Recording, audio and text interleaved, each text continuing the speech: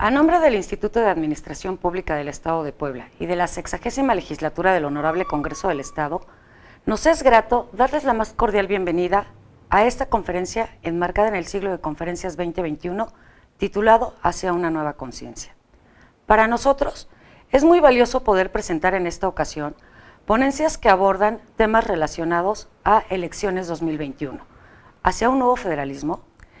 Esta primer conferencia del año será, como siempre, de gran interés y sin mayor preámbulo, saludo respetuosamente a la diputada María del Carmen Cabrera Camacho, presidenta de la Comisión de Procuración de la Justicia.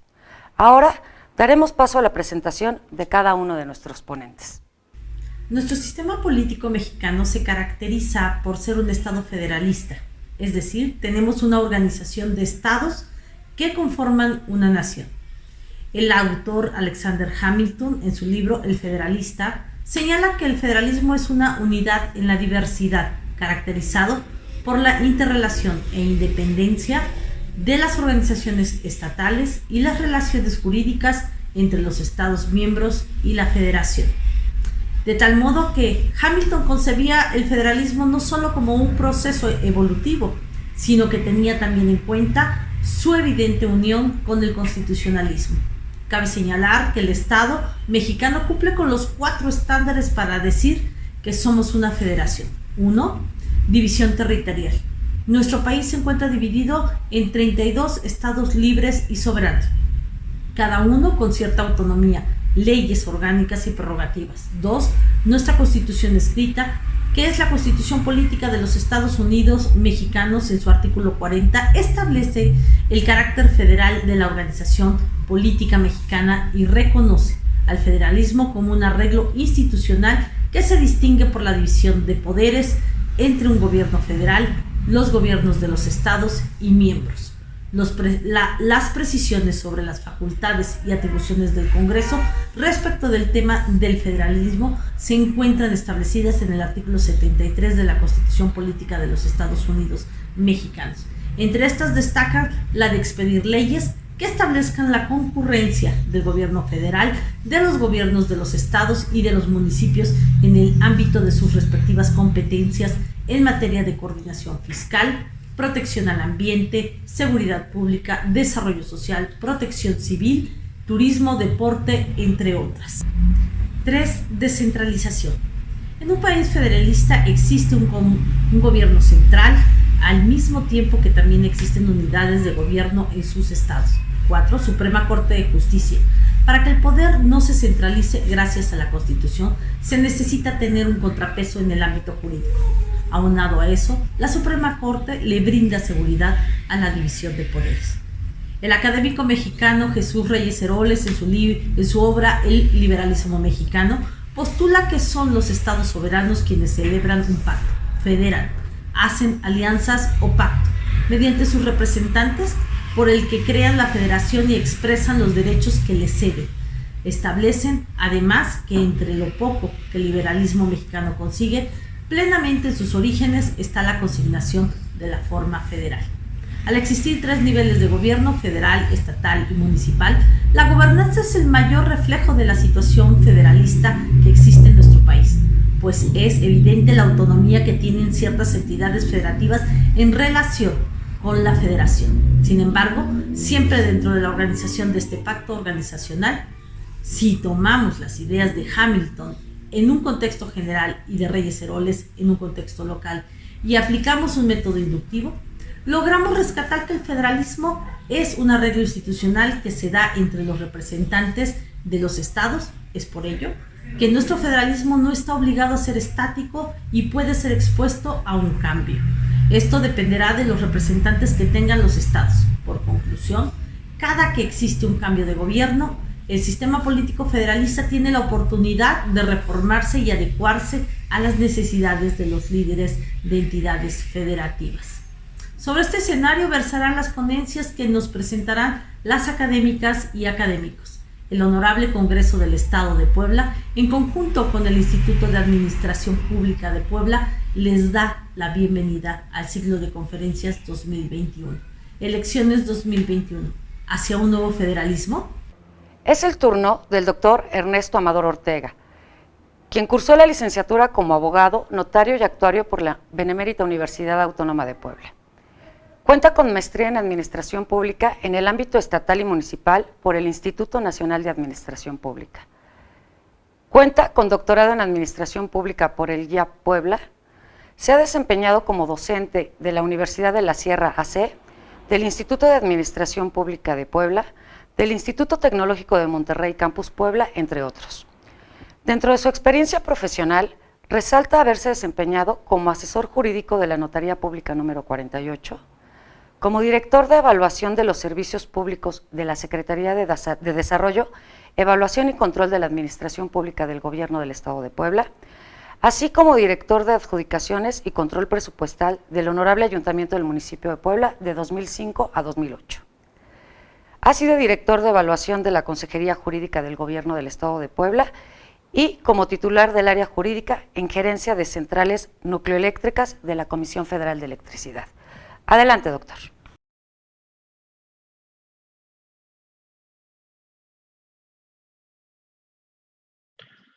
Muy buenas tardes a todos. Mi nombre es Ernesto Amador Ortega. Vamos a realizar la ponencia del fortalecimiento del federalismo hacendario en el contexto del siglo XXI. Nosotros necesitamos un nuevo pacto constitucional que nos permita lograr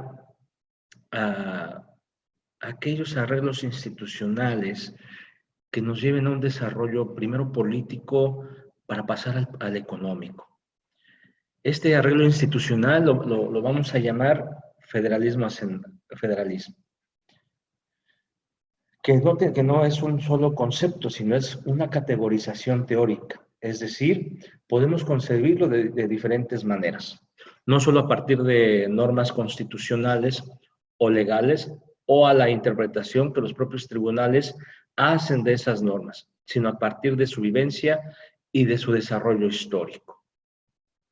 Bajo este contexto podemos entonces encontrar así distintos modelos federales o modelos federalistas, como lo podemos nosotros conceptualizar. Para poder intentar entonces explicar los conceptos claves de este arreglo institucional, qué características contiene, cuáles son las relevantes, sus variables cruciales y las reglas o lógicas del funcionamiento, obviamente, de cada modelo. Por lo tanto, en este sentido, necesitamos un federalismo armónico, en el que las competencias coincidentes o coexistentes puedan concurrir para poder observar un equilibrio, una armonía, una simetría entre los tres órdenes de gobierno: federal, estatal y municipal.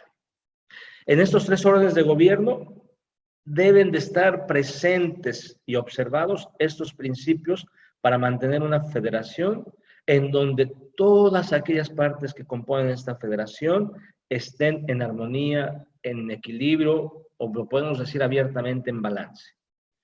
Y que sin que el poder central o los poderes centrales se impongan desmedidamente sobre los poderes estaduales y obviamente municipales. ¿Por qué empezamos con esta parte de la conceptualización del federalismo, la necesidad de vivir en equilibrio entre los tres órdenes de gobierno? Porque debemos de agregar en este federalismo el concepto de democracia. Federalismo y democracia son dos conceptos vinculados, aunque en el pasado se llegó a dudar de eso, hoy en día es incuestionable la relación entre ambos. El federalismo es un concepto que refuerza el constitucionalismo y obviamente es superior al Estado unitario porque promueve la gobernanza y la existencia de un mayor número de centros de autonomía. En este sentido, nosotros podemos establecer la necesidad de fortalecer al federalismo. Y concebimos al federalismo como una forma de gobierno que debe fortalecer las funciones de los gobiernos locales. Debe posibilitar la instrumentación de mecanismos hacendarios pertinentes. Es el cauce del desarrollo regional. Contribuye al crecimiento económico. Por lo tanto, permite ampliar la infraestructura del desarrollo. Por eso decíamos hace un rato que la importancia de poder tener un federalismo armónico y equilibrado. Entrar a un federalismo conceptualizado de la parte política, pero también de la parte económica, para que confluyan entonces a un fortalecimiento primero en el federalismo político, para después al federalismo hacendario. Por lo tanto, este federalismo debe coadyuvar a tener un mercado interno fuerte,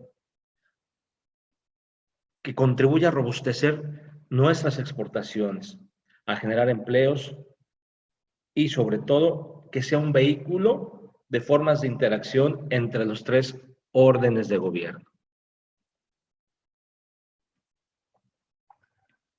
¿Cómo evoluciona nuestro federalismo fiscal? Nuestro federalismo fiscal se remonta a la Constitución de 1917 y se conforma para establecer el Sistema Nacional de Coordinación Fiscal en el año de 1980.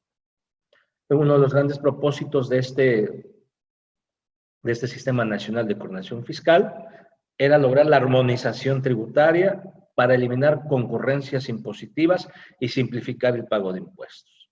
Para el año de 1998, este propósito obviamente se amplía con la inclusión de los fondos de aportaciones federales, que hoy conocemos como ramo 33. Y esto iba a permitir financiar la descentralización del gasto.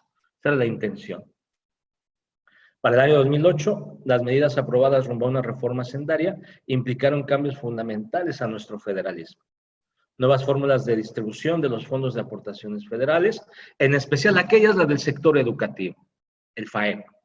Y obviamente nuevos criterios de distribución de los fondos de participación, incentivos al crecimiento económico y obviamente una recaudación local.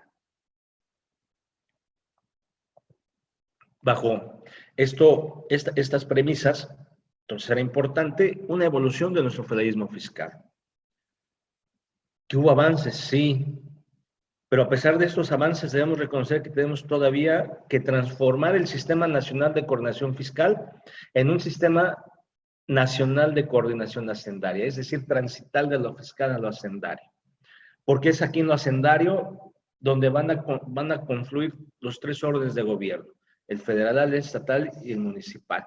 Y lo decíamos hace un rato, pero de una manera equilibrada, ordenada, que permita el crecimiento interno, pero también el crecimiento al exterior. En este sentido, entonces, tenemos que transitar de un federalismo fiscal a un federalismo hacendario.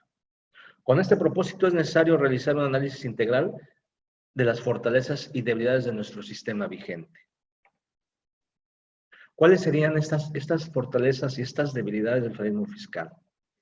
Tenemos fortalezas como certidumbre y estabilidad en los ingresos estatales y municipales.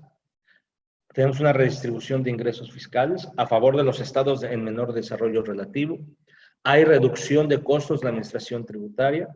Hay control de endeudamiento, obviamente los gobiernos locales. Pero también tenemos debilidades. ¿Cuáles serían en este sentido las debilidades que encontramos? Obviamente, dependencia financiera de los estados y municipios con respecto a las transferencias. Tenemos también una centralización de las potestades tributarias. Tenemos inequidad en la distribución de recursos, en especial en el ramo 33. Y tenemos incentivos perversos en el fondo de los recursos de ciertos fondos de aportaciones. ¿Por qué decimos la palabra perverso? Porque se ocupa de una manera política y no en este crecimiento interno o en esta distribución equitativa de manera que permita el desarrollo tanto del municipio, del estado y de la misma federación.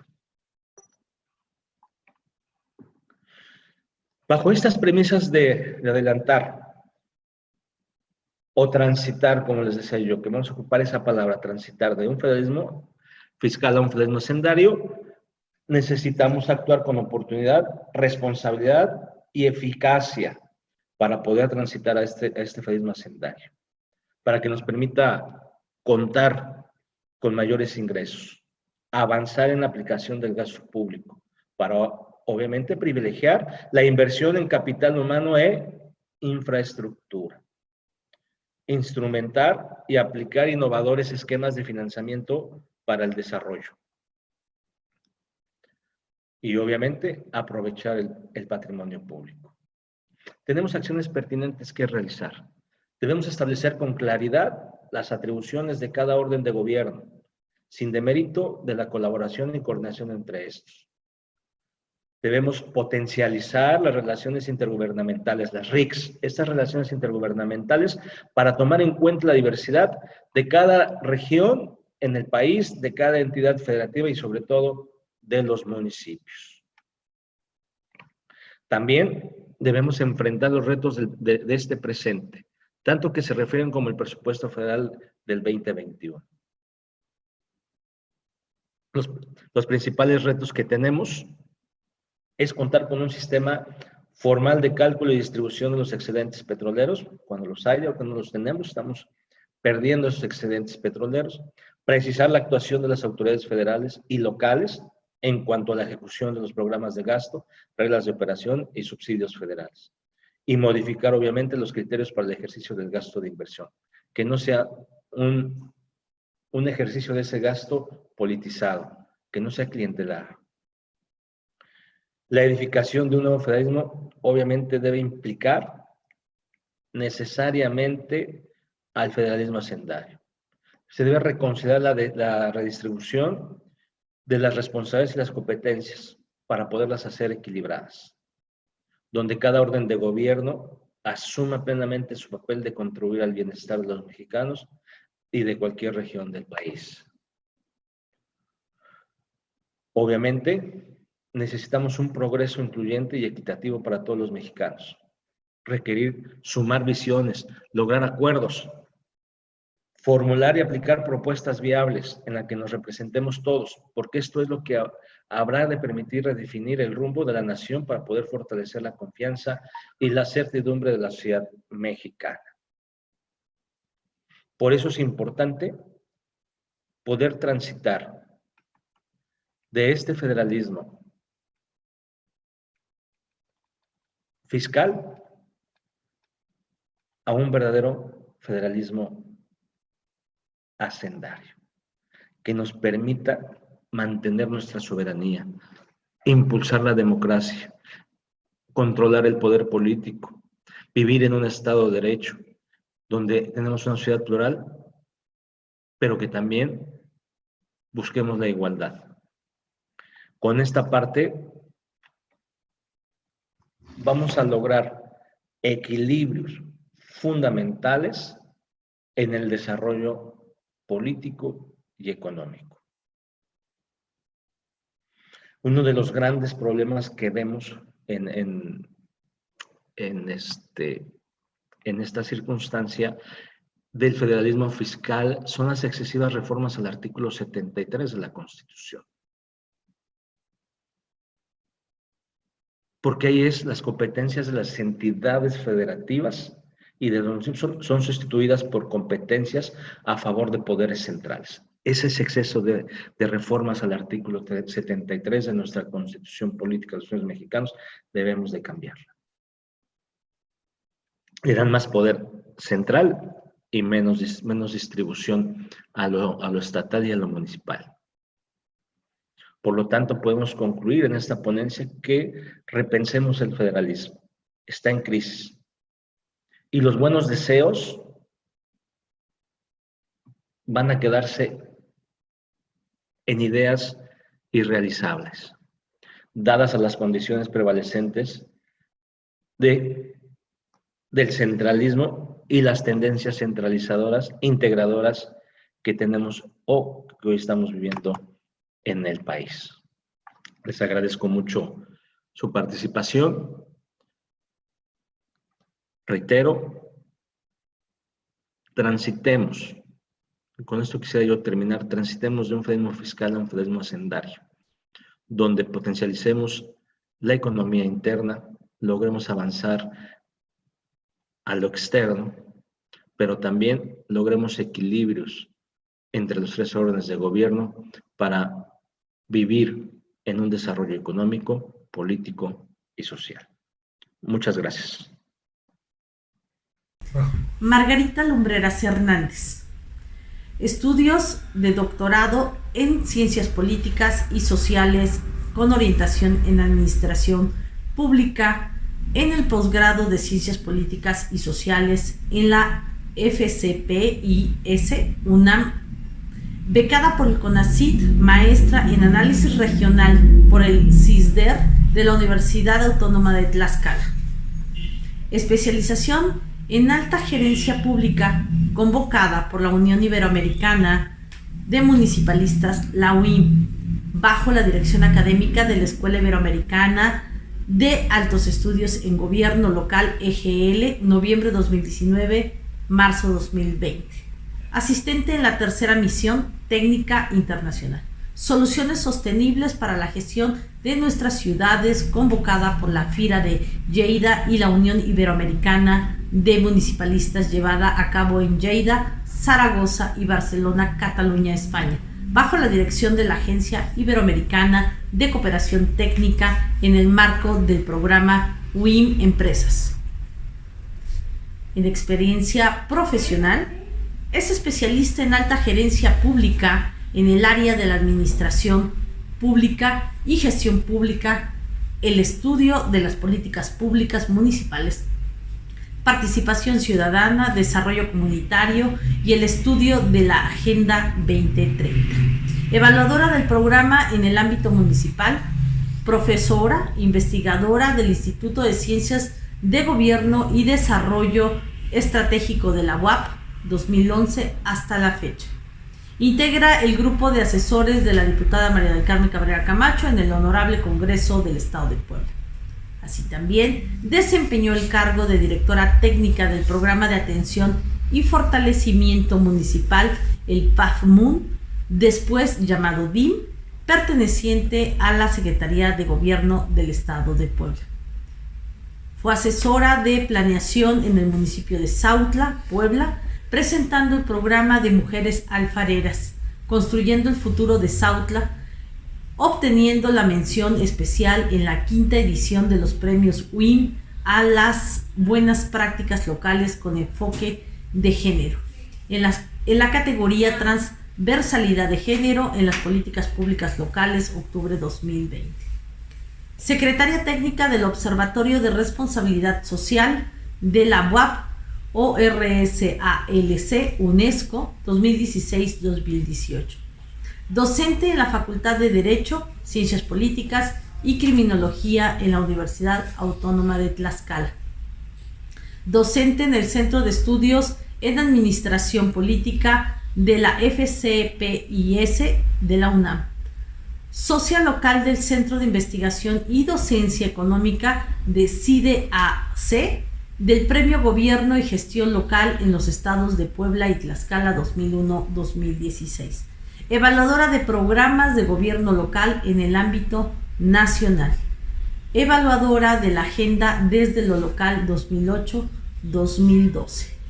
Colaboradora del proyecto Diagnóstico Territorial de las Causas Sociales de la Violencia 2011, BUAP.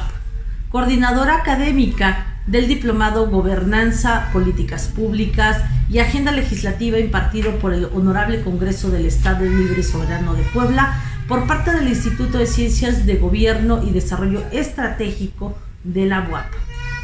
Elaboración del diagnóstico del Estado de Puebla y propuestas progresistas para el senador Miguel Barbosa Huerta en diciembre del 2016.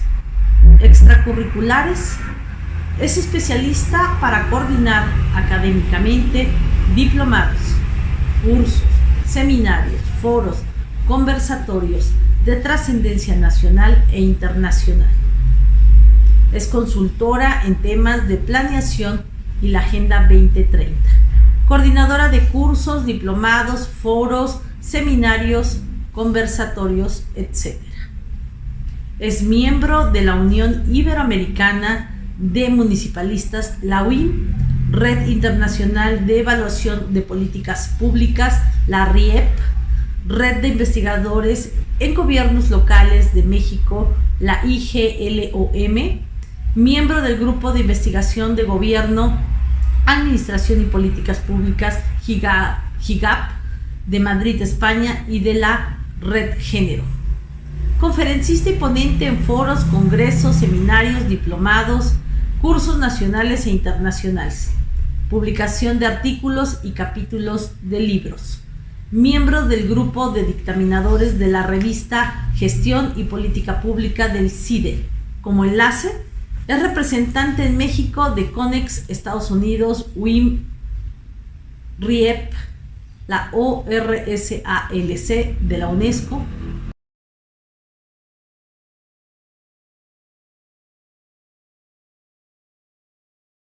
Buenas tardes. Agradezco al Instituto de Administración Pública del Estado de Puebla, conjuntamente con el H Congreso del Estado de Puebla, de la 60ª legislatura, por hacer posible este ciclo de conferencias 2021 hacia una nueva conciencia y en el marco del tema Elecciones 2021 hacia un nuevo federalismo. El tema que quiero poner en la mesa de este ciclo es sobre la Agenda 2030 y el Poder Legislativo, retos del federalismo.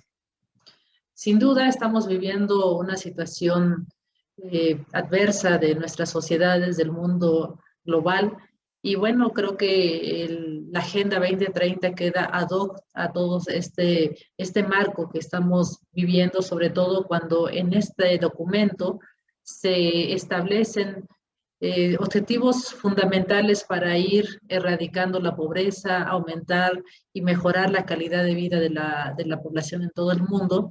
Y con la pandemia, con el COVID que estamos viviendo desde el año pasado, pues creo que todas estas metas difícilmente, y no quiero ser pesimista, difícilmente se pueden lograr, ya que analistas han manifestado que hay un retroceso de 10 años de lo que ya se había logrado a partir del 2015 o antes, ya con los objetivos también del desarrollo del milenio, que también fue previo al establecimiento de la Agenda 2030, que entra en vigor básicamente de manera formal con la firma y el acuerdo importante de los Estados miembros de la Organización de las Naciones Unidas en septiembre de 2015, que se establece como una agenda global para el desarrollo sostenible.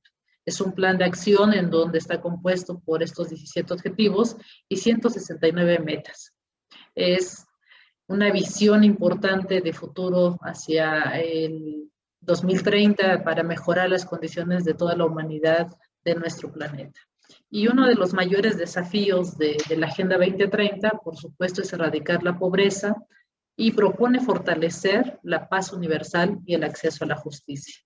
Es un documento que reconoce básicamente que erradicar la pobreza es un punto fundamental para disminución de las desigualdades, de las grandes disparidades también que existen entre los países y al interior de cada uno de ellos que lo componen.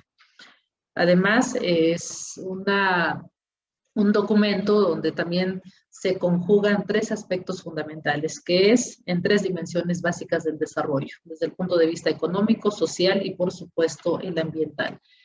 Pero básicamente esta agenda también fue la discusión del acuerdo de todos los integrantes y miembros de la Organización de las Naciones Unidas, pero que también se incorporaron la academia, organizaciones internacionales de la sociedad civil, que también fueron discutiendo todos estos elementos que se construyeron en los 17 objetivos de los ODS, llamado también, y las 169 metas. En este contexto, bueno, aquí se plasman en esta diapositiva estos 17 objetivos de manera muy general, como ustedes saben. Seguramente muchos de ustedes han escuchado ya estos 17 objetivos, que básicamente el principal y no menos importante los demás como prioridad en cada uno de los países. Bueno, estamos hablando del objetivo 1, que es el fin de la pobreza, el 2, el hambre cero, 3, salud y bienestar, la 4, la educación, lograr la educación de calidad, el objetivo 5 es igualdad de género, el 6, agua limpia y saneamiento, y bueno, creo que están plasmados todos los elementos que hacen que una población pueda transitar hacia condiciones de vivienda, de infraestructura, de electrificación, de todo lo que nos da para que podamos vivir en condiciones importantes y que también nos podamos desarrollar. Tan es así que creo que uno de los objetivos igual fundamentales de estos 17 es el del objetivo 17, que es básicamente el de la paz, justicia e instituciones sólidas, que de alguna manera es el que da el fundamento que sostiene todos los demás. Si no hay paz, si no hay justicia, el acceso igual, de igualdad hacia a todos los órdenes de la justicia y de que nos hagan para que podamos vivir entre las naciones de una manera de pacificación, de bienestar, pues creo que el objetivo 16 es el que engloba muchas situaciones importantes. El 17, bueno, con todas estas circunstancias que estamos viviendo en el mundo, ya lo estamos viviendo, cómo se dan estos sistemas de cooperación internacional que ayudan a que los países logren acuerdos en el caso de la salud para erradicar el COVID-19.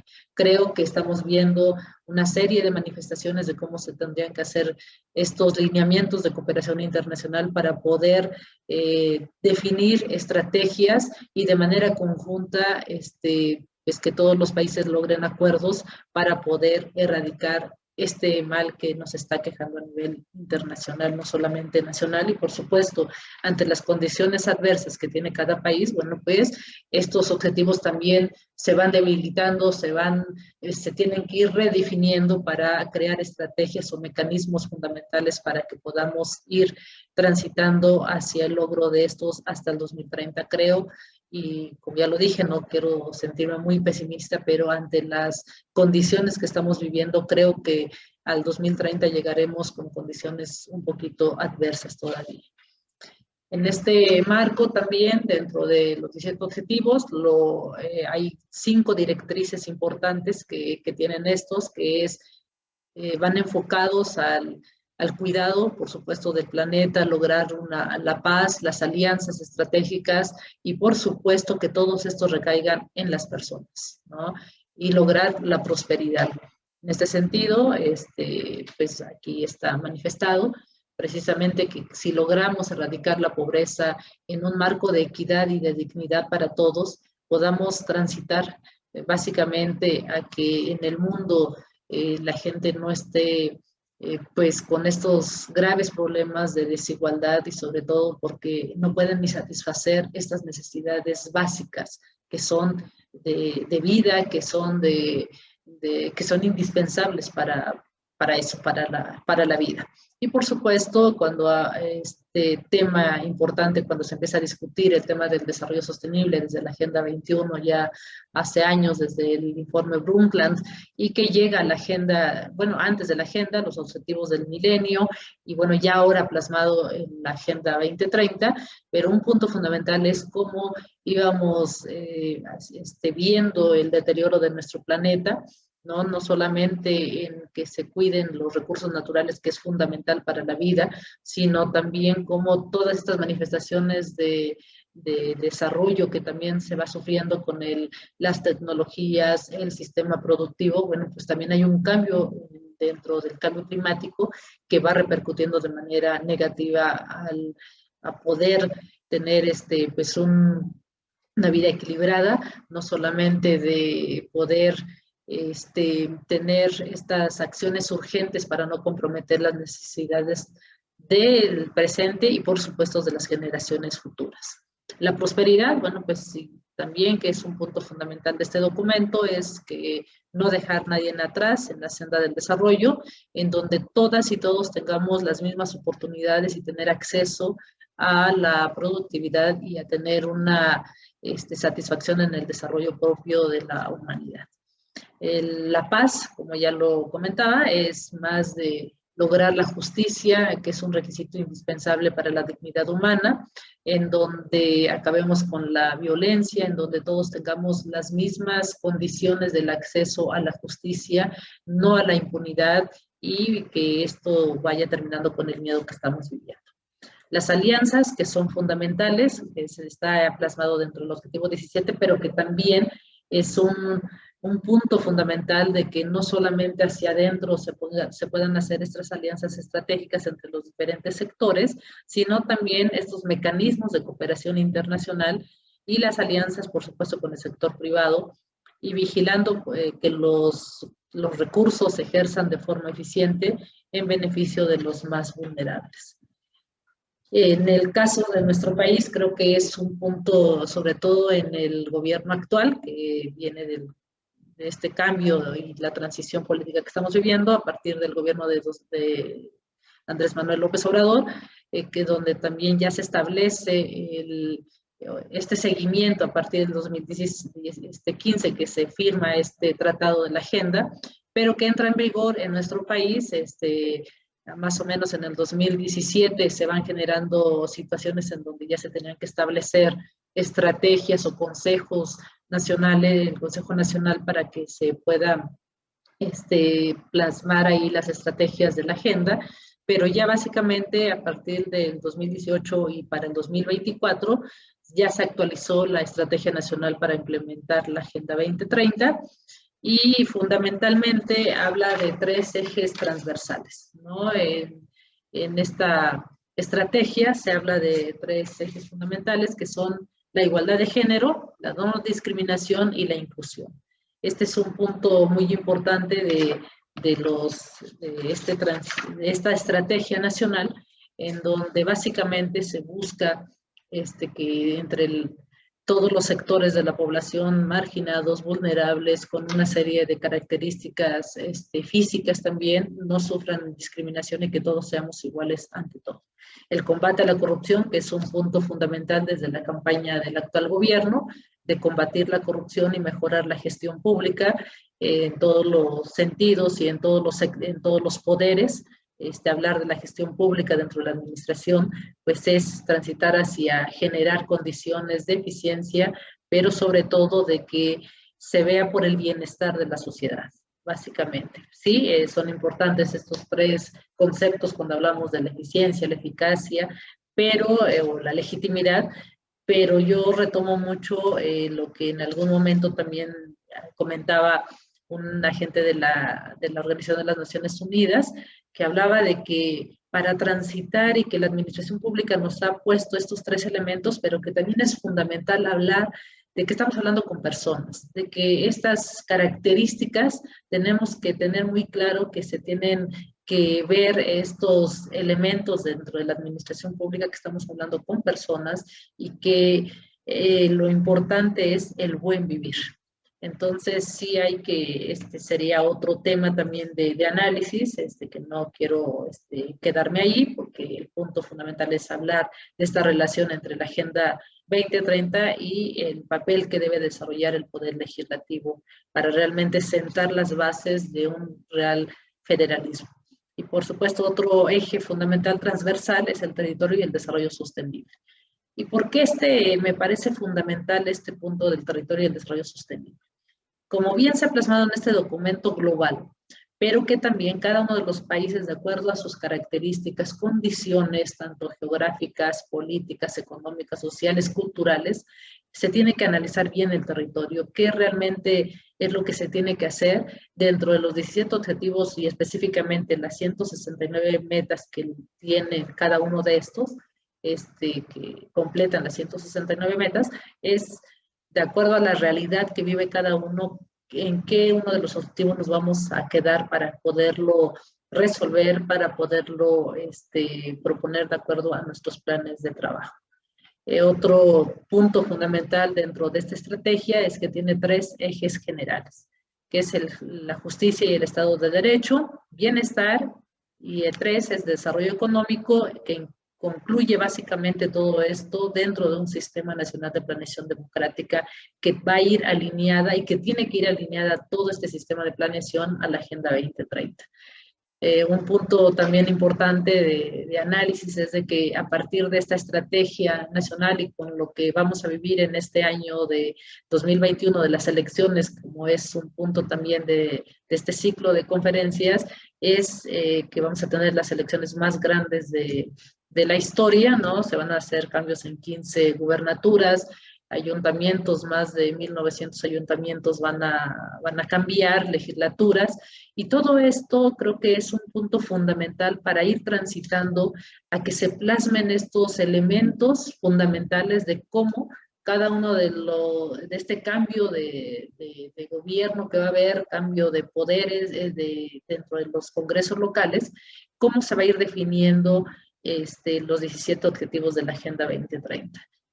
Qué mecanismos, qué cambios institucionales o qué elementos se tienen que hacer para que todo vaya definiéndose y cómo se va a ir resolviendo las metas que nos está poniendo esta agenda global, que sin duda no es de que esté ahí nada más como un membrete, sino que lo tenemos que considerar como una agenda de trabajo fundamental en nuestros planes de trabajo.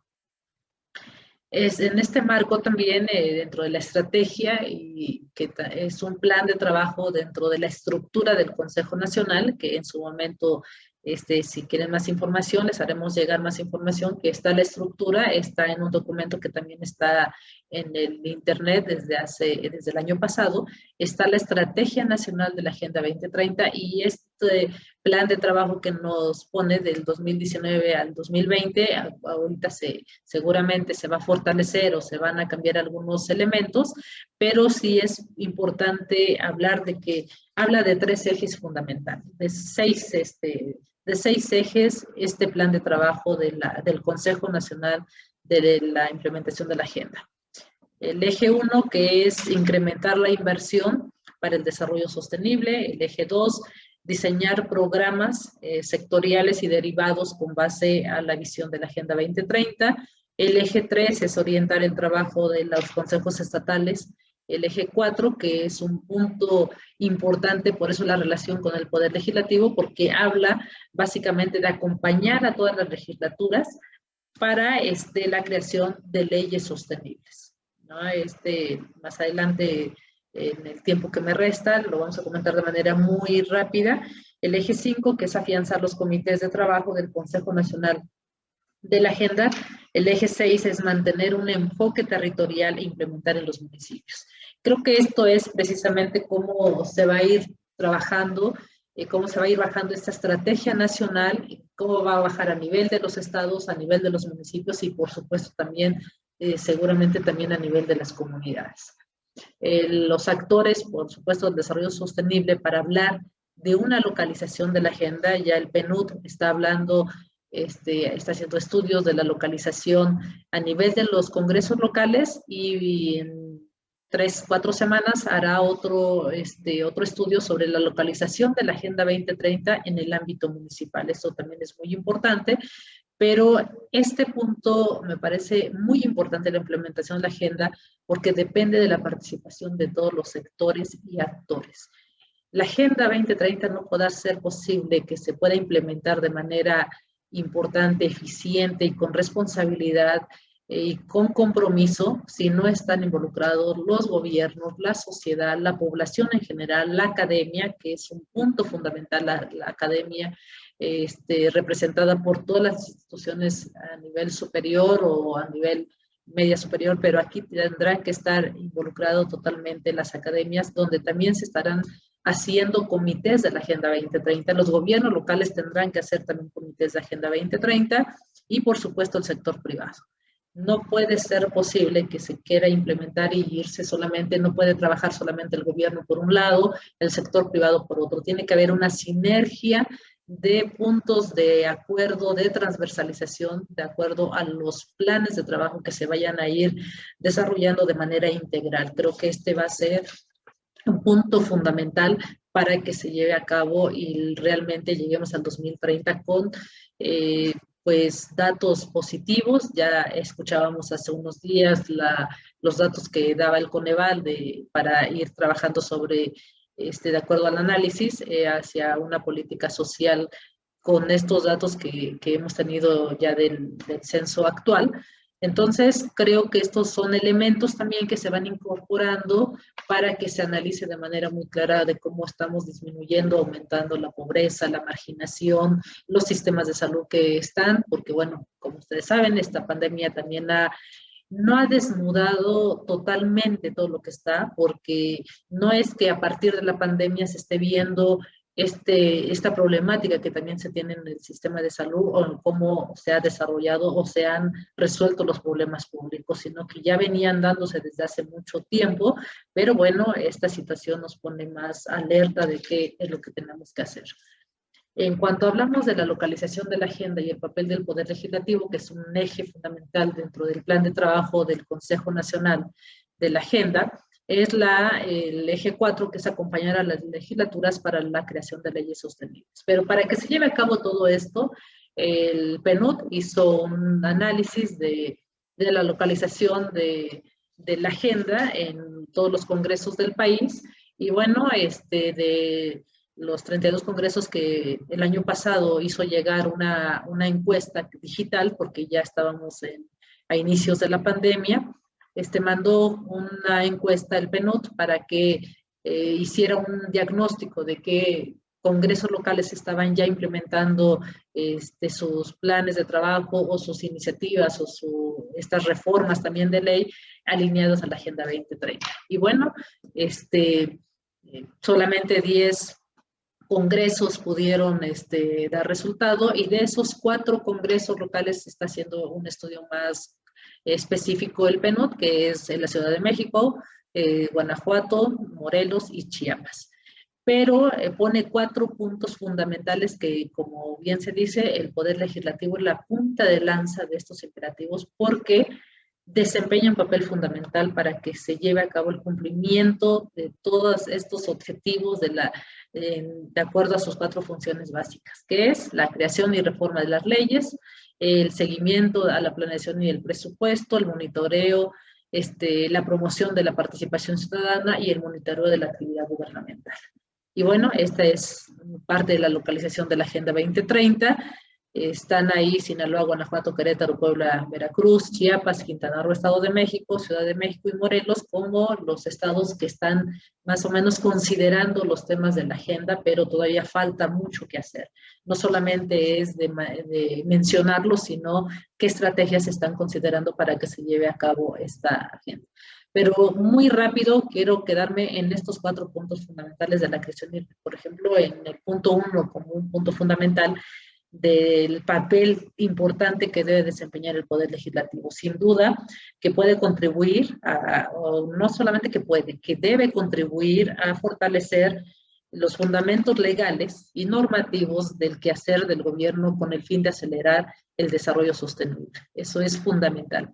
El seguimiento de la planeación del presupuesto, bueno, que tendrá que tener, ya crear como ya se hizo, y eso es un punto muy importante de mencionar, ya está la creación de una comisión especial de la Agenda 2030, que está encabezada por la diputada María del Carmen Cabrera, que creo que es en el caso, y es lo digo con mucho gusto, trabajo en su equipo de trabajo, en su equipo técnico, en donde un punto fundamental para incorporarnos fue el trabajar de manera de mucho compromiso para la implementación de la Agenda 2030. Entonces, estos elementos nos ponen a un compromiso mucho más amplio de abrir espacios de participación, de colaboración, para que se puedan incorporar elementos importantes de análisis de todos los sectores para que se vaya generando esta nueva creación y reforma de leyes. Se pueden llevar a cabo en este contexto mapeos, una serie de necesidades a partir de que se vaya construyendo una gran reforma legislativa. En el punto 2, por supuesto, es analizar todos los proyectos de ley que aborden cuestiones relacionadas con el desarrollo sostenible, que se identifiquen explícitamente cómo contribuir al cumplimiento de la reforma de la Agenda 2030. Hacer toda una serie de análisis, de trabajos conjuntos con la academia, con los diferentes sectores público, con el sector gobierno, que es fundamental el trabajo que tenemos que hacer. Ya dentro del Poder Ejecutivo hay ya también una comisión importante encabezada por la Secretaría de Planeación y Finanzas, que ya tiene avanzado mucho trabajo en este sentido. Entonces creo que Puebla está poniendo las bases importantes para que realmente se transite hacia la aplicación y la implementación real de la Agenda 2030. El punto 3, que son la parte fundamental de la promoción de la participación ciudadana, y que me baso en la meta 16.4, 7, en donde habla básicamente de garantizar la adopción de decisiones inclusivas, participativas y representativas que respondan a las necesidades en todos los niveles. Creo que este es un punto fundamental de la incorporación de los diferentes sectores para poder trabajar esto. Y por supuesto, el monitoreo de la actividad gubernamental, en donde sin duda va a ser estos ejes transversales que pongan las pautas de cómo se está trabajando de manera coordinada con el gobierno del Estado, con los diferentes sectores privado, social, público, y que realmente se sienten las bases de poder transitar hacia un federalismo. ¿Por qué? Porque viene una estrategia a nivel federal, los congresos locales logran sinergias de acuerdos, de consenso, y que más allá de ideologías distintas o de situaciones también de partido, creo que hay un punto fundamental: cómo logro sinergias de colaboración, de coordinación con las instancias correspondientes para que realmente se transite hacia el cumplimiento de la Agenda 2030, que todo el trabajo legislativo sea realmente de seguimiento, de que se plasmen las directrices de cómo se va a llevar a cabo este monitoreo de trabajo, de que se tenga desde todas las dependencias, de todos los sectores de la población, para que se puedan incorporar también y que se abran estos foros de participación y de consulta de cómo se va trabajando para alineados a la Agenda 2030. Realmente creo que es un tema fundamental, importante, que hay que venirlo discutiendo, que hay que incluir otros elementos, sin duda, en este tiempo que ustedes me dieron para poderlo poner en la mesa de análisis en este ciclo de conferencias. Me parece que sí es un punto fundamental de análisis, de que lo podamos retomar, de cómo podemos ir trabajando de manera conjunta para que todos podamos ir transitando hacia el establecimiento real de lo que es la Agenda 2030 y sus 169 metas, que es fundamental. Creo que poniendo las bases de estos elementos en donde el Poder Legislativo se comprometa a contribuir a alcanzar las metas, esto va a ser fundamental para que podamos trabajar de manera coordinada, colaborativa, y hacer frente a todas estas externalidades que estamos viviendo, a esta pandemia que realmente nos pone en un contexto pues de preocupación, sí, pero también de ocupación de qué tenemos que hacer para poder hacer frente a esto y lograr reactivar no solamente la economía, sino también las relaciones de confianza y de participación de la ciudadanía. Pues muchas gracias, y bueno, estoy a la orden para que podamos seguir comentando esto, y por supuesto toda esta información está dentro de los documentos del enfoque de la agenda en planes, programas públicos también de México, de la estrategia nacional, del informe de localización de la Agenda 2030, y por supuesto en todos los documentos que tiene en su página la propia Organización de las Naciones Unidas y el Programa de las Naciones Unidas para el Desarrollo, en donde podamos hacer uso de todos estos documentos. Muchas gracias, fue un gusto y gracias por su atención. Hasta pronto. Ahora es el turno del doctor Rafael Guzmán Torres, quien cuenta con estudios de doctorado en Gobierno y Administración Pública por la Universidad Complutense de Madrid, Instituto Universitario Ortega y Gasset y Universidad de Barcelona. Es licenciado en Ciencias Políticas por la Universidad Popular Autónoma del Estado de Puebla. Actualmente realiza una estancia de investigación en la Universidad de Barcelona, donde colabora en los cursos de Ciencias Políticas y de la Administración, Gestión y Administración Pública, y máster en Prevención de la Radicalización. Cuenta con 14 años de experiencia docente en universidades nacionales e internacionales. Es experto en áreas de gestión pública, gobernanza comunitaria y políticas públicas. Ha colaborado como instructor en distintos gobiernos en temas de políticas urbanas, planeación estratégica, sistematización e interpretación de datos en la toma de decisiones. Ha participado con gobiernos municipales en el diseño e implementación y evaluación de proyectos gubernamentales. Actualmente es catedrático de tiempo completo en la Facultad de Ciencias Políticas y Gobierno de la UPAEP y participa activamente como comisionado del Comité Ciudadano para la Transparencia del Honorable Ayuntamiento de Puebla. Bienvenido, doctor.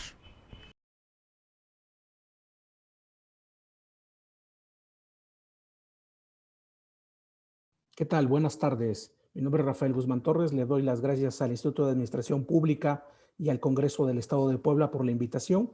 Como ustedes pueden ver, mi ponencia va a ser sobre gobernanza comunitaria y la construcción de un nuevo federalismo desde el ámbito local. Es importante señalar que prácticamente van a estar ustedes abordando este tema y viéndolo desde el punto de vista de las elecciones, el proceso electoral que viene y que está en camino.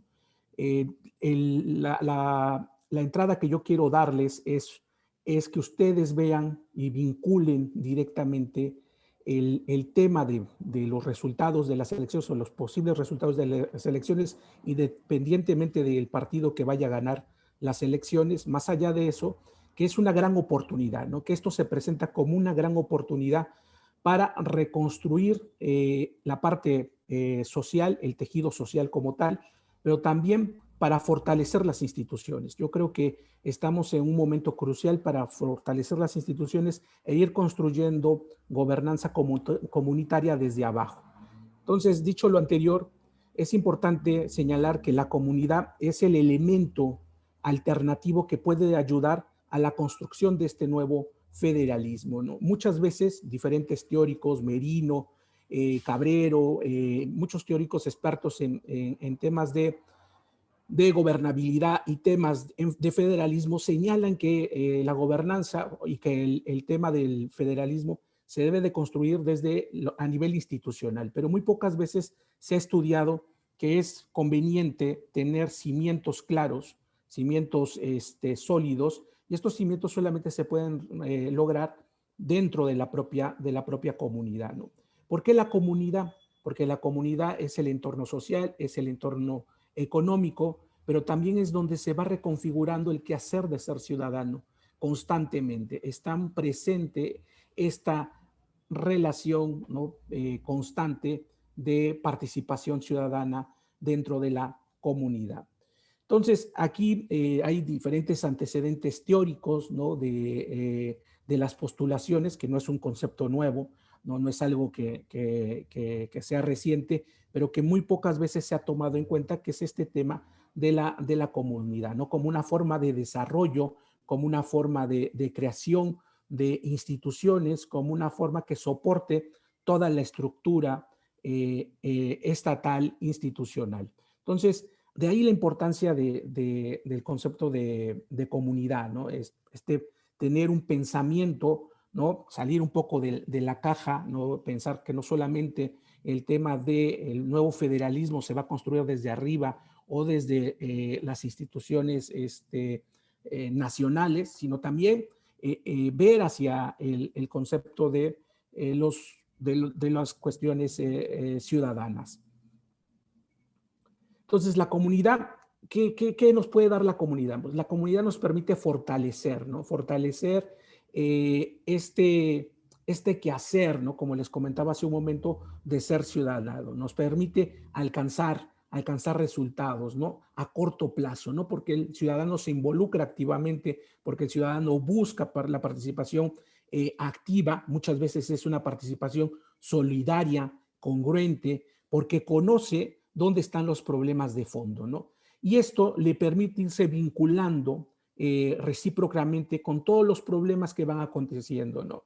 Y además es una participación real.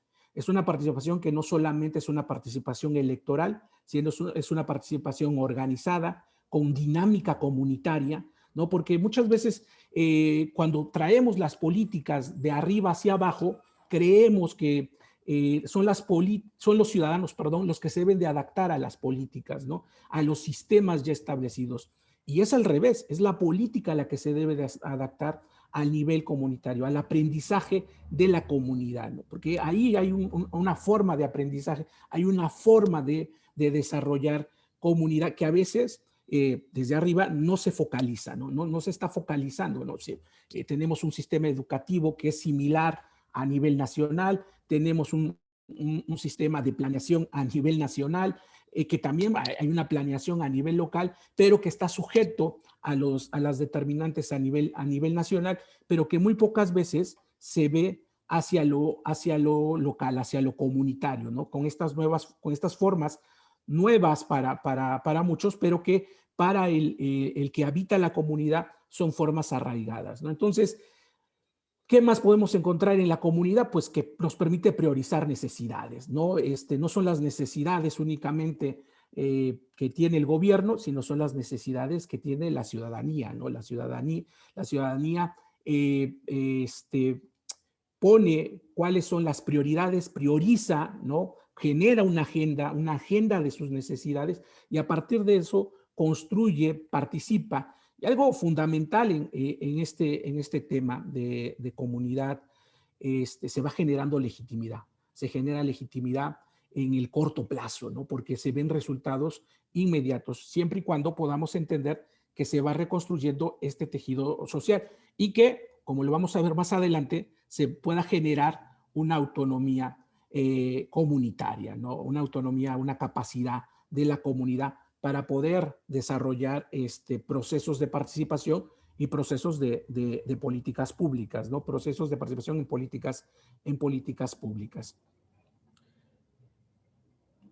Por ello, aquí les pongo algunos ejemplos de lo que ya se ha hecho. Como les decía, no estamos descubriendo el hilo negro de la dinámica comunitaria, ¿no? Ya se han hecho en otros países, en algunos casos, en algunos estados de México, algunos municipios de México, ya se han empezado a construir estos nuevos puentes, ¿no? Estos puentes desde la comunidad, ¿no? Entonces tenemos, hoy en día no podemos entender el tema de la seguridad ciudadana sin el tema de la vigilancia policíaca con la comunidad, con la comunitaria, ¿no? El servicio comunitarios de salud, ¿no? Redes de relaciones de migrantes, por ejemplo, programas de desarrollo comunitario, atención comunitaria a enfermos mentales, ¿no? Gestión vecinal en procesos de descentralización gubernamental, ¿no? Los ciudadanos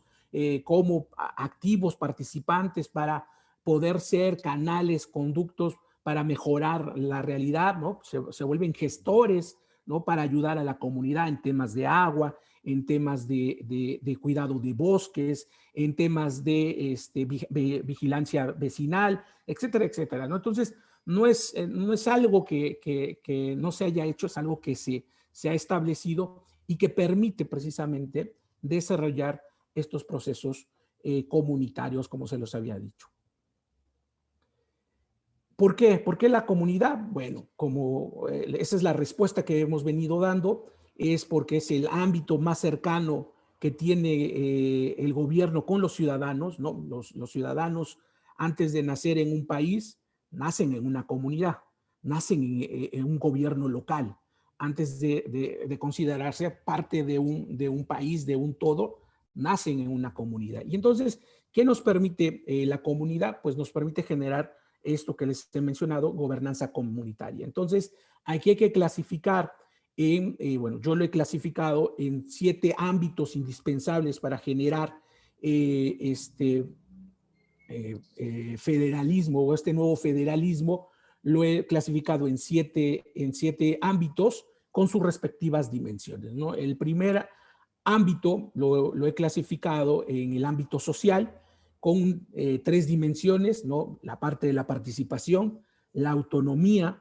Cuando hablo de autonomía, no me refiero a que no necesiten del gobierno, que no se necesite de la participación activa o la correlación entre gobierno y sociedad, sino todo lo contrario, ¿no?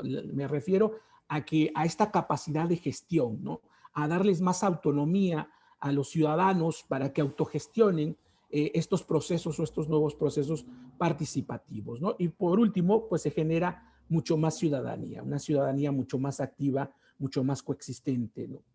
En temas de económicos como ámbito, 3 dimensiones también, una dimensión económica, una dimensión ocupacional laboral, una dimensión de vivienda.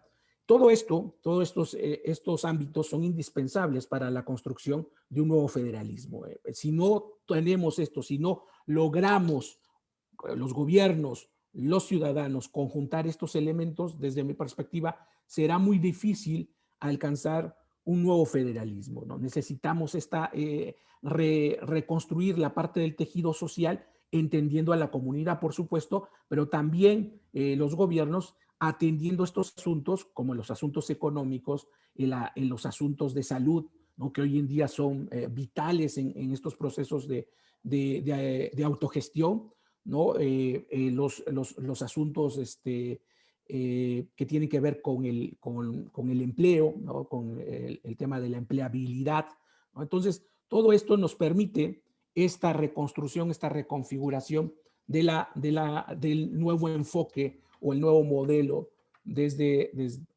mi óptica de lo que tiene que ver con el nuevo federalismo en la construcción de una gobernanza desde lo local, ¿no? Entonces, convivencional, ¿no? Pues, cuántas personas viven, los vínculos afectivos, pero principalmente cómo está organizada, ¿no? Cómo es la vida cotidiana en la comunidad, ¿no? Es garantizar estos elementos, ¿no? Darles fortaleza, reglamentar estos procedimientos. Por lo que les decía hace un momento, ¿no? Lo ideal es que los ciudadanos tengan la capacidad, ¿no? Para poder autogestionarse y poder colaborar activamente, solidariamente con el gobierno, ¿no? Hay una coparticipación. El éxito de muchos países desarrollados, y el éxito de esto en 1998, cuando apenas se reconstruía este proceso de establecimiento y se hablaba ya de un nuevo federalismo en los gobiernos locales en México, pues empezaba precisamente a hablar de estas competencias que debería de tener los gobiernos locales, ¿no? Y que no solamente eran competencias en términos de descentralización, en términos de una reforma fiscal, de recaudación, ¿no? O una reforma administrativa, ¿no? Sino también son en términos sociales, en términos de ciudadanía, ¿no? Que también a veces se nos ha olvidado que esta parte también ayuda y reconfigura, ¿no? Cuando las instituciones están sólidas desde abajo, es mucho más fácil legitimarlas, ¿no? Entonces, siguiendo con esto, otro ámbito es el personal, ¿no? Las competencias y habilidades que tienen las comunidades, la educación, la dinámica, los dinamismos vitales, el uso de sistemas de protección. ¿Qué sistemas de protección tienen las propias comunidades? ¿Cómo se organizan estas comunidades para autoprotegerte? El ejemplo más claro lo tenemos con la situación que vivimos ahora, ¿no? Muchas familias hoy que están enfermos del COVID-19, mucho de que muchos de estos enfermos se hayan salvado es por este tejido social, ¿no? La familia nunca deja, ¿no? La familia siempre está ahí empujando, ayudando, coadyuvando, no solamente ahora con el tema de la salud, también con el tema del empleo cabe esta misma lógica, ¿no? El verdadero estado de bienestar mexicano es la familia, es la comunidad que no deja a que sea mucho más trágico a veces las problemáticas que atravesamos como país. Entonces, esto es vital, ¿no? Precisamente conocer cuáles son esas dinámicas de aprendizaje, esas dinámicas de protección que tienen las propias comunidades y que no son las mismas las que tienen en Tehuacán, las que se tienen en la Sierra Norte de Puebla o las que tenemos en el municipio, perdón, de la ciudad, ¿no? De la capital, ¿no? Entonces son totalmente diferentes porque las dinámicas son diferentes. Entonces hay que aprender de esas dinámicas, ¿no? La salud, ¿no? La situación de salud, ¿no? En la que nos encontramos o la que nos encontremos en ese momento, qué personas tienen un tema de discapacidad y dependencia, ¿no? Y qué servicios cuenta la comunidad, ¿no? Con qué servicios tiene para atender estas situaciones, ¿no? A nivel cultural, entender y proyectar las lenguas originarias, ¿no? Las tradiciones, la cultura, que es parte de ese aprendizaje enriquecedor en todo este proceso de ámbitos y dimensiones dentro de lo que se ve ser la la construcción de la gobernanza comunitaria, ¿no? Y en lo político, pues las organizaciones no gubernamentales que participan activamente, ¿no? A veces, cuando hablamos de organizaciones no gubernamentales, pareciera que solamente pensamos en organizaciones que a nivel nacional, ¿no?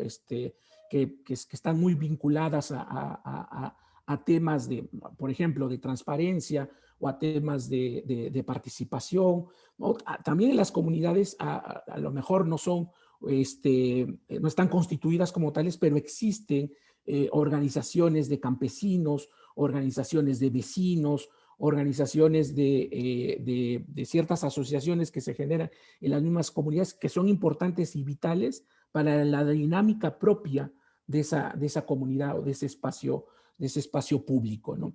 Pues cómo está jerarquizada la estructura, ¿no? Si hay jerarquías en esa comunidad, si hay liderazgos en esa comunidad, quiénes conforman esos liderazgos, pues es importante dentro de las dimensiones conocer estos procesos para poder reconstruir este proceso de gobernanza comunitaria. Y finalmente, dentro de las dimensiones de lo político, está el sistema de apoyo cívico del trabajo comunitario, ¿no? Cómo se apoya, ¿no? Que eso es lo que les comentaba hace un momento, ¿no? Que hoy en día mucho del impulso o del apoyo, quien sostiene hoy en día el tema de la salud y el tema del desempleo que se puede presentar, pues son las familias. Es en la comunidad donde se están desarrollando dinámicas, ¿no? De apuesta a tratar de mantener y sopesar lo que hoy vivimos. Bueno, entonces, después de todo esto, lo importante es hacia dónde, ¿no? ¿Qué es lo que tenemos que hacer, ¿no? Si ya tenemos la parte, si tenemos que ir hacia lo local, si tenemos que construir un nuevo federalismo local, pues tenemos que fortalecer lo municipal, ¿no? Entonces, para fortalecer lo municipal necesitamos una planeación efectiva, pero una planeación efectiva que tenga tiempo, ¿no? Y tiempo no me refiero a un tiempo a corto plazo, sino un tiempo a largo plazo, ¿no?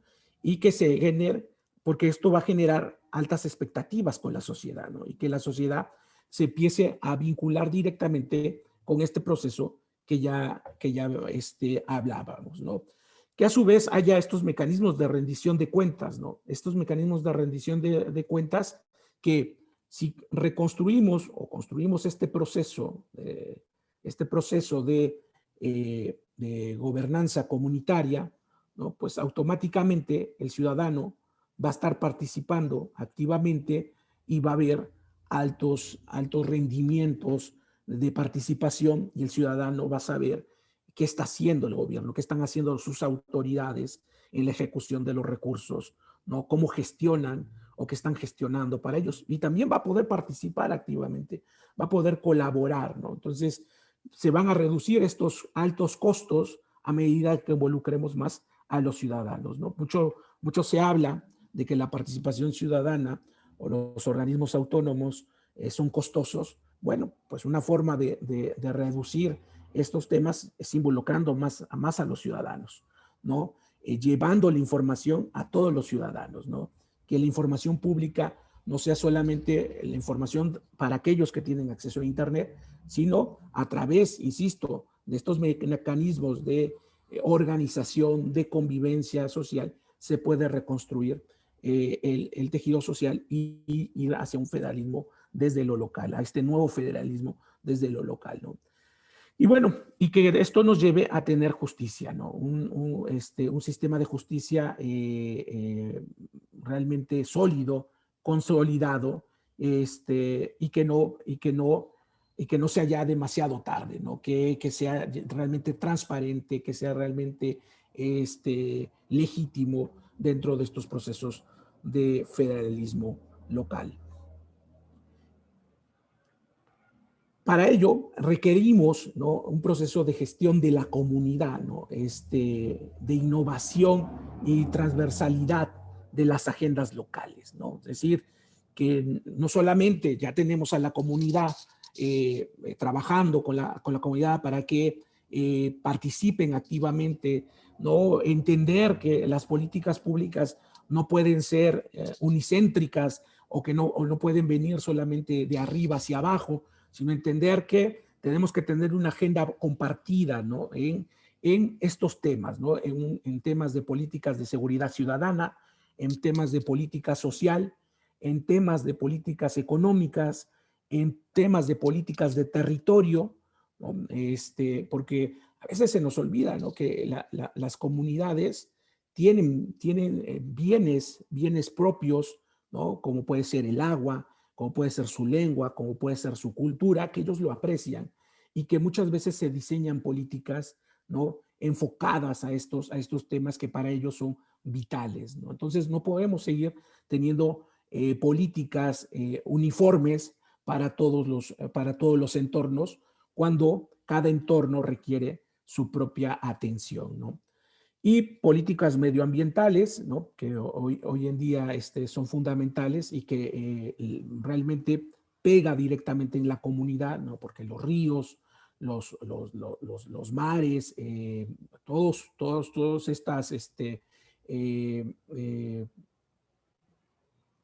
todas estas elementos que configuran el territorio, pues primero también pasan dentro de la comunidad, ¿no? Y la comunidad a veces quiere proteger estos derechos, pero no hay una regulación, ¿no? Entonces, ahí hay que emprender este proceso de regulación, este proceso de protección, porque es vital para las comunidades, ¿no? Y políticas culturales que permitan generar un dinamismo de lo que les comentaba, ¿no? De protección de sus raíces, de su cultura, de su lengua, entre otras perspectivas. Y bueno, ¿cuál es la diferencia entre estos modelos, ¿no? De federalismos, ¿no? que se nos proponen? Como les mencionaba, es importante tener una agenda común, una agenda comunitaria entre gobierno y sociedad. ¿Para qué? Para lograr realmente un federalismo de gobernanza multinivel, como lo dice Ismael Blanco y Ricardo Gomán, ¿no? Entonces, ¿cómo podemos lograr un federalismo de gobernanza multinivel? Bueno, precisamente construyendo, ¿no? Generando un proceso, ¿no? De dinámicas compartidas, de interdependencia, pero un proceso de interdependencia más en un enfoque desde Koyman, ¿no? Que es un teórico de la gobernanza, que cuando habla de interdependencia, habla precisamente de esta colaboración, ¿no? Entre los actores gubernamentales y los actores ciudadanos, comunitarios, ¿no? Entonces, esa interdependencia nos va a permitir, ¿no? Compartir, ¿no? Distribuir, ¿no? Tener mejores perspectivas, ¿no? de llegar a un nuevo federalismo, ¿no? Y con unas agendas locales amplias, ¿no? Y con funciones locales estratégicas, ¿no? Estratégicas en las áreas que ya les había mencionado, que están en las dimensiones, en esas 7 dimensiones que son vitales para la construcción de este nuevo federalismo, ¿no? Entonces, por eso es importante llegar a este federalismo reticular, ¿no? Que es un federalismo de redes, ¿no? Que es en el cual se va a centrar estas redes de gobernanza multinivel, ¿no? No es una gobernanza, ¿no? Clásica, jerárquica, ¿no? O de autonomía, ¿no? Hasta cierto sentido, sino es una gobernanza con un federalismo reticular, un federalismo de redes participativas de gobernanza comunitaria. Y ya para ir terminando, pues ya tenemos este proceso, tenemos el proceso de reconstrucción, ¿no? La importancia de voltear hacia la comunidad, lo que aporta a la comunidad y que debemos de entender que no pueden ser las mismas sinergias tradicionales o de los gobiernos tradicionales, sino deben de ser nuevas sinergias, que ese es el reto que tienen las nuevas autoridades después de las elecciones, es entender que hay una gran oportunidad, una ventana de oportunidad para poder entender cuáles son estas dimensiones que necesita la comunidad, pero también entender, por otro lado, que lo que necesitamos es agendas compartidas, ¿no? Agendas que podamos compartir, ¿no? Para poder procesar los problemas comunes, ¿no? Y que seguramente no podremos tener una agenda única, sino múltiples agendas, porque cada comunidad tendrá sus propias prioridades, ¿no? Y esto sucede no solamente, y quiero dejarlo muy claro, esto sucede ya en Europa, ¿no? En Europa tienen estas dinámicas. Entiendo que a lo mejor las dimensiones y las perspectivas de Europa con América Latina son totalmente diferentes, pero en América Latina tenemos esta parte societal, esta parte de la construcción de la comunidad desde las familias, que eso le da un gran soporte para poder hacer este cambio de paradigma, ¿no? Entonces, generar como a manera de conclusión, como una caja de herramientas, redes de participativas horizontales, no verticales, sino horizontales, que nos puedan permitir una gestión pública basada en resultados, ¿no? Para responder a estos, ¿no? Al espacio local y a los ciudadanos, con un marco fiscal claro, sencillo, ¿no? Con un sistema de justicia también claro, ¿no? Y que realmente sea autónomo y con una integridad en la administración pública, ¿no? Una integridad que termine con procesos de corrupción. Entonces, esto sería hasta aquí mi participación. Agradezco mucho la invitación al Instituto de Administración Pública, nuevamente gracias, y al Congreso del Estado de Puebla también, muchas gracias. Luis Mendoza Tablero. Formación académica, doctor en Ciencias Políticas y Sociales, orientación en Sociología, Universidad Nacional Autónoma de México. Maestro en Análisis Regional, especialista en Análisis Psicopolítico, Universidad Autónoma de Tlaxcala. Abogado, notario y actuario. Benemérita Universidad Autónoma de Puebla. Becario del CONACYT para estudios de posgrado. Experiencia profesional, profesor universitario en las áreas de Derecho, Administración Pública y Ciencias Políticas, con publicaciones en la misma área. Ha sido funcionario público en el ámbito estatal y federal. Actualmente, consejero electoral del INE en el Distrito 11 de Puebla.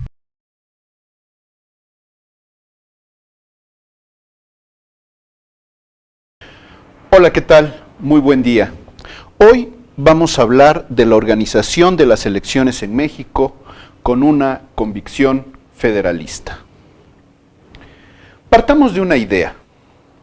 Todos decimos que el federalismo es lo mejor.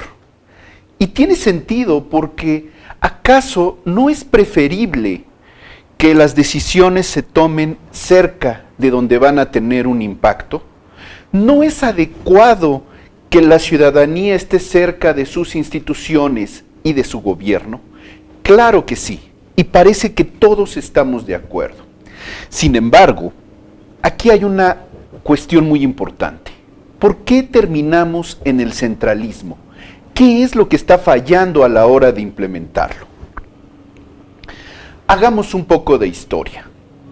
México ha sido un país centralista con apariencia federalista. Y en el ámbito electoral, que hoy es el que nos ocupa, no es la excepción. Fíjense cómo desde la Constitución de 1824 nosotros hemos tenido una federación hasta este momento, con algunas interrupciones centralistas, pero son verdaderas excepciones. La federación ha significado toda una narrativa histórica y cultural. Sin embargo, cuando se trata de ponerlo en práctica, entonces vemos una justificación centralista de la más diversa naturaleza. Por ejemplo, se dice que puede provocar la desintegración el federalismo, cosa que se vio en el siglo XIX. pero también se hacen justificaciones como la necesidad de tomar el control, como la ley de 1946 que hizo que las elecciones se organizaran desde el ámbito federal. También se dice que las entidades federativas no podrán resolver sus propios problemas. Se aduce eficacia, etcétera, etcétera, etcétera. La reforma constitucional de 2014, quisiera decirlo así tal cual, centralizó las elecciones en el nuevo INE, antes IFE, dejando a los organismos estatales en una condición francamente secundaria más que de coordinación, los que ahora serán llamados OPLE. Muy bien, vayamos entonces a las tesis principales de esta charla. Vamos por 4 posiciones. La primera, quisiera sostener que el federalismo implica que entre más y en cercanía se tomen las decisiones, eso es mejor. Segundo punto a destacar, considero que los organismos públicos locales electorales, los OPLE, son inviables en las condiciones actuales. Tercero, el camino para resolver esta situación problemática que estoy exponiendo es necesariamente darles fortaleza a estos OPLES mediante autonomía, labores crecientes y recursos adecuados.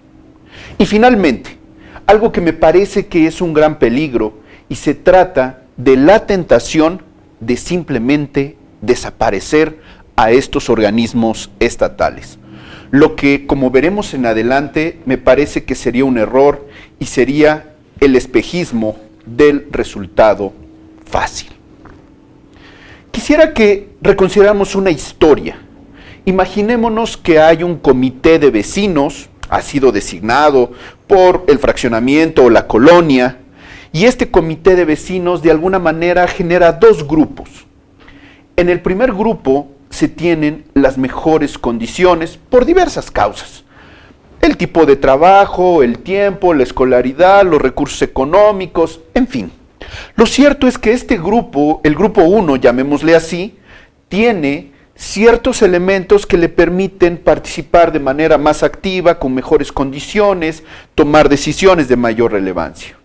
El otro grupo, llamémosle el 2, es inclusive un tanto disperso, cuesta trabajo quizá llamarle como tal un grupo, y carece de los medios idóneos. Y esto es así, de nuevo, por diferentes circunstancias, de alguna manera diferentes, casi opuestas al otro lado. Menores condiciones socioeconómicas, menor tiempo, trabajos más absorbentes, menor idea del trabajo político, administrativo o gubernamental, en fin. Así es como podríamos hacer un símil de lo que sucede entre el INE y los OPLES. ¿En qué radica el punto clave de esto? En que hay un elemento en el que tenemos que decidir qué hacer con estos 2 grupos. ¿Los integramos? ¿O simple y sencillamente se trabaja con el grupo 1 que tiene las mejores condiciones y no es necesario tomar en cuenta al grupo 2? Muy bien, vayamos adelante. Con esta idea podemos hacer un recorrido de las elecciones en México. Ha sido un recorrido verdaderamente difícil. En el siglo XIX, hablar de elecciones como un ejercicio ciudadano, francamente, sería muy difícil. En el Porfiriato se trató más de una especie de ceremonia institucional que tenía como espectadores a la comunidad del exterior. En los inicios del siglo pasado, es muy convulsionado, estamos en medio de la revolución y cuando por fin se instaura ciertos equilibrios, lo hacemos en medio de un partido que se va consolidando, pero que se va haciendo autoritario hasta volverse hegemónico. Estas elecciones definitivamente tienen un parteaguas en 1988. Se trata de una elección legal, pero no legítima. Y esto deriva en la creación del Instituto Federal Electoral en 1990, hoy INE. Hemos ido avanzando con enormes dificultades. y llegamos a la reforma constitucional electoral de 2014. ¿En qué consiste esta reforma? Hay una situación coyuntural en la cual se trata de dar más atribuciones al nuevo INE, ahora INE, sobre todo para tratar de controlar el poder de los gobernadores sobre los soples. Si nosotros vemos el resultado en perspectiva, puede ser hasta positivo. Las elecciones hoy gozan de legitimidad, de una organización adecuada, pero también creo que se dejó pasar la oportunidad de este federalismo electoral por el que tanto abogo. Esto sucede que teníamos organismos estatales con dificultades, algunos dirían enfermos, con limitantes, y la solución fue hacerlos a un lado. Por eso, el resultado federalista no es tan bueno. Y ahora que las elecciones son concurrentes, pareciera que exponen una duplicidad de funciones, toda vez que al llevarse las elecciones federales y estatales al mismo tiempo, en un primer momento carece de sentido mantener dos estructuras electorales. Veámoslo, cómo son distribuidas estas atribuciones. Vayamos a la Constitución. Artículo 41, por cierto, fracción quinta, apartado B, observamos las atribuciones del INE. Primer conjunto, capacitación, geografía electoral, lo que determina, por ejemplo, los distritos, pero no solamente eso, el padrón y lista de electores, ubicación de casillas, inclusive designación de los funcionarios de mesas directivas. Todo esto es el corazón de la vinculación de las elecciones con el ciudadano. Pero además tenemos otro segundo grupo, que es el que le da viabilidad en términos de observancia y en términos organizativos. Me refiero al programa de resultados preliminares, a las encuestas o sondeos de opinión, la observación electoral, conteos rápidos, impresión de documentos y producción de materiales electorales. Todavía hay un tercer grupo. Este se refiere a la fiscalización de ingresos y egresos de los partidos políticos y candidatos. Como podemos observar, son muy amplias las atribuciones del INE. No podemos sino pensar entonces qué le corresponde a estos nuevos OPLES, entre comillas, con relación a estas elecciones concurrentes. Veámoslo en la misma disposición, ahora en el apartado C. Les corresponden prerrogativas de candidatos y partidos políticos, educación cívica, actos de preparación de la jornada electoral, así como actividades complementarias para las elecciones locales. No sé si estén de acuerdo conmigo, pero hay una asimetría muy marcada entre lo que le corresponde a uno y a otro.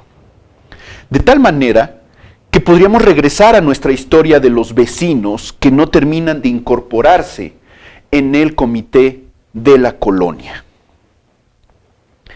Aquí necesitamos pensar si vale la pena el esfuerzo para la integración de estos dos grupos, grupo 1, grupo 2 de los vecinos, INE, OPLE en las elecciones. Y quisiera decir que ante la pregunta de si vale la pena el esfuerzo para integrarlos de manera sustancial, necesito ser tajante y enfático. Sí, claramente sí. ¿Por qué? Creo que no nos hemos dado cuenta de que estamos sobrecargando al INE y eso es un peligro. ¿Por qué es un peligro? Porque el INE también se equivoca y ha visto con asombro los Frankensteins que ha creado en las entidades. Tiene presiones, por supuesto, de los gobernadores y de otros ámbitos. Se juegan intereses. Esto es lo más normal, nada más que con labores crecientes. No solamente esto, las organizaciones, entre más grandes, son más complejas y su accionar y su adaptación a los cambios también se hacen más difíciles. ¿Sí? Ahora, nosotros tendríamos que pensar, ¿por qué un federalismo electoral? Por principio de cuentas, creo que las entidades federativas deben asumir responsabilidades sobre sus autoridades electas. No solamente eso, me parece que hay un principio que justifica este federalismo y que es muy simple. Necesitamos hacer las elecciones entre más actores involucrados y tomando las decisiones lo más cerca de donde se verá la afectación. Claro, por supuesto vienen los cuestionamientos de, ¿y si no pueden las entidades federativas? Lo han hecho, con dificultades, con problemas y algunos muy serios. También se dice, ¿y si los gobernadores de nuevo intervienen? Ya intervienen. Y nada garantiza que este modelo por sí solo va a funcionar. Evidentemente hay que hacer una apuesta democrática por el federalismo electoral. No solamente eso, quisiera decir que en este caso, en casos como este, no puede darse el papel de un adulto que dirija a estos infantes, en el sentido de que no fonan, de que no hablan y de que su opinión no puede ser correcta. Esto es inadecuado por donde se le vea. De tal manera que estamos ante un dilema. ¿Cuál es este dilema? Por un lado, tenemos la garantía operativa que garantiza el INE. Pero, por otro lado, tenemos la necesidad de acciones y decisiones locales de este federalismo electoral. No es un dilema sencillo. El sistema actual seguramente puede funcionar. Lo que nos tendríamos que preguntar es, ¿a dónde nos lleva en términos de consolidación democrática? No solamente eso, mientras tanto, no se decide ni apoyar el federalismo ni terminar haciendo al INE al único instituto electoral. Sostengo que la situación es impostergable. Es una irresponsabilidad política no tomar una decisión después de tantos años. Ahora bien, ¿cómo tendría que ser la ruta para el fortalecimiento de los OPLE? Primer punto, necesitamos hablar del federalismo electoral. No solamente en términos de discurso, no solamente en términos de lo que nos gustaría que fuese, sino en términos de cómo se va a aplicar. Si nosotros valoramos que este federalismo electoral tiene sentido, bueno, pues entonces caminemos sobre ese rumbo y vayamos al siguiente punto. Necesitamos crear una serie de elementos mínimos que nos permitan saber cómo y en qué medida deben ser financiados los OPLE. Con esta base, podríamos ir al tercer elemento, que es una asignación constitucional de recursos.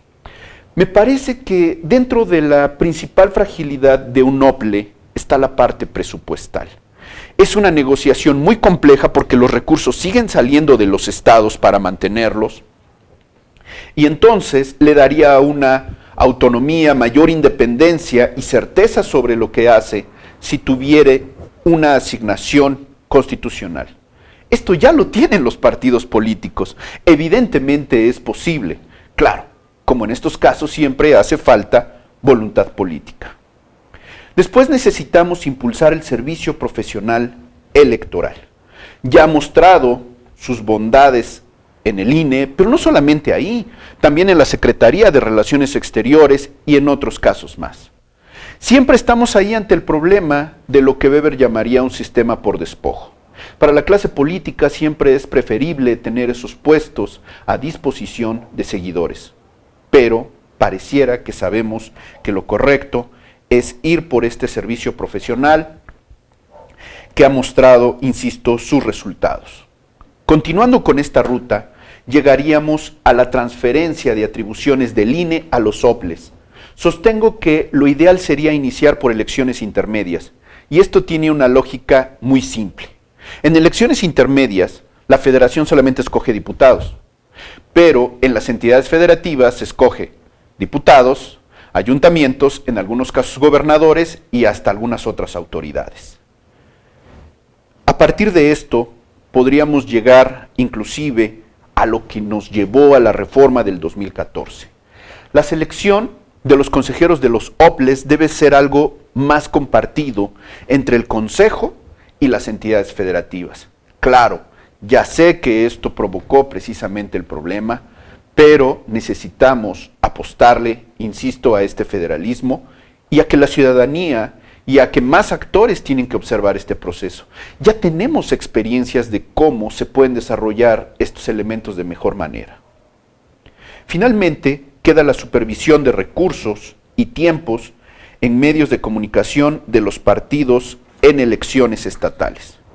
Esta función, evidentemente, es bastante técnica y por eso la estoy dejando hasta el final. Sería una ruta que nos permitiría en este momento hacer un balance y determinar qué es lo que sigue. Y es que lo que sigue en este momento tiene que ver con el análisis, con el debate y sobre todo con las decisiones. Aquí es necesario hacer un llamado a la clase política. En un asunto de trascendencia necesariamente implica definición y costos. Es crucial asumir las responsabilidades. Seguir esperando es innecesario, por decirlo menos. Así que, para terminar esta charla, diría que la clase política tiene la palabra y los ciudadanos somos corresponsables. Muchísimas gracias. Para cerrar la primera conferencia del año en curso, me gustaría agradecer, a nombre del presidente del Instituto de Administración Pública, licenciado Antonio Fernández Brito, a nuestros excelentes conferencistas que hoy nos llenaron de conocimientos, su tiempo, dedicación y esfuerzo para lograr lo que sin duda hoy se logró. A todo nuestro auditorio y a la diputada María del Carmen Cabrera Camacho, presidenta de la Comisión de Procuración de la Justicia, nuestro mayor reconocimiento. Muchas gracias.